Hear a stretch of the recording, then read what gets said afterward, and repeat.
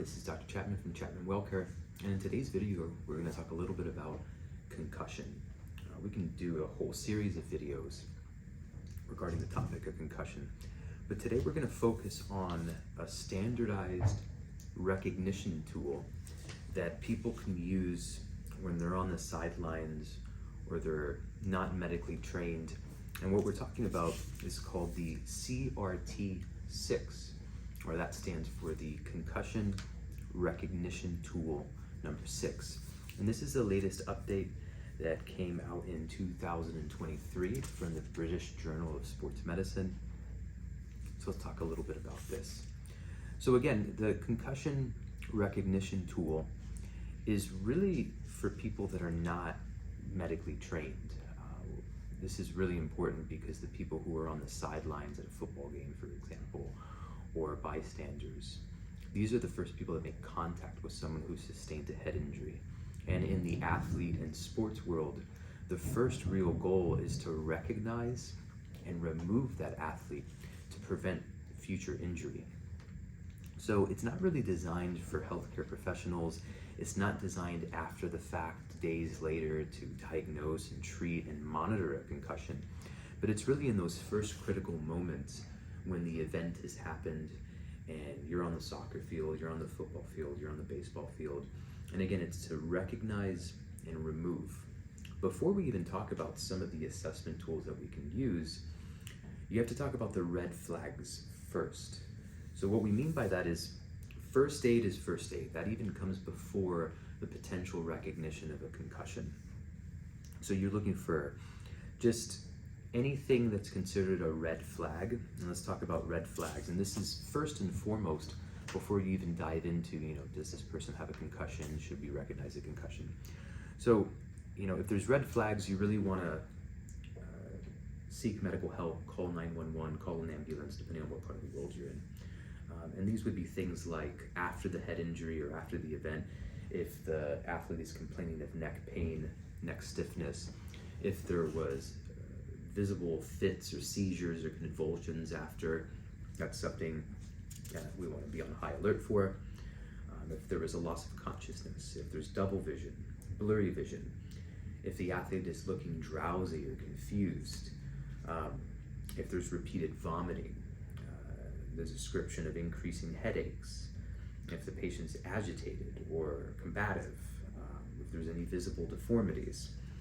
We also have to assume that these patients may have a spinal cord injury, or that you don't want to attempt to move the athlete, or if the sport involves wearing a helmet, you don't want to rip that helmet off. So these are just things that come before the actual just basic assessment of whether someone has a concussion. So again, if there's any red flags, this is really your time to not delay, call 911. And this is not an all-inclusive list. If there's anything that happens on the sideline that you just even have a bad gut feeling about, calling 911 is never a bad thing. So let's move on to some of the things that non-medically trained professionals can use to kind of have a standard assessment to some degree. So the CRT6 is broken down into 3 parts. You're looking for visible clues of concussion. You're looking at the athlete and seeing what symptoms they're exhibiting. And then you're kind of looking into the awareness of the athlete. So let's talk about what that means a little bit. So for visible clues, and again, we talked about some of this previously, was there loss of consciousness? Is the person less responsive? Are they lying motionless on the field? Did they fall on an unprotected portion of ground? Is there disorientation, confusion? Do they have a vacant look in their eyes? Were there seizures? Are they unsteady on their feet? These are all just visible clues that a bystander can say, oh, something's not right here. And again, the goal is to recognize and remove, to not let the person engage in activity while we're trying to sort this out.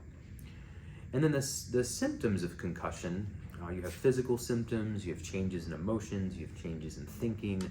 This would be headache, balance problems, nausea, vomiting, drowsiness, dizziness, blurred vision. sensitivity to light and noise, just a kind of general look of fatigue. Are they irritable? Are they emotional? Are they having difficulty concentrating? And again, this is just in the acute setting after the event has occurred. And just kind of using questions that center around orientation. How oriented is the person? Are they oriented to self? What is the date? What is the day of the month? Which month is it? Who's the president? What quarter are you in? What was, did you score? All of these things are just trying to create awareness and just trying to say again, okay, athletes usually want to get back into the game pretty quick. Sometimes teammates and coaches want them to get back in the game real quick. So the CRT6 is just a standardized tool to help people on the sidelines, even before medical professionals get involved, just to assess whether this person may have a concussion and how to remove them from that setting. Again, we're going to talk a little bit more about concussion in subsequent videos. Our next video is going to talk about the Sports Concussion Assessment Tool, SCAT-6, and this is something that healthcare professionals use. Thank you very much. Have a good day. Again, this is Dr. Chapman from Chapman WellCare in Naples, Florida.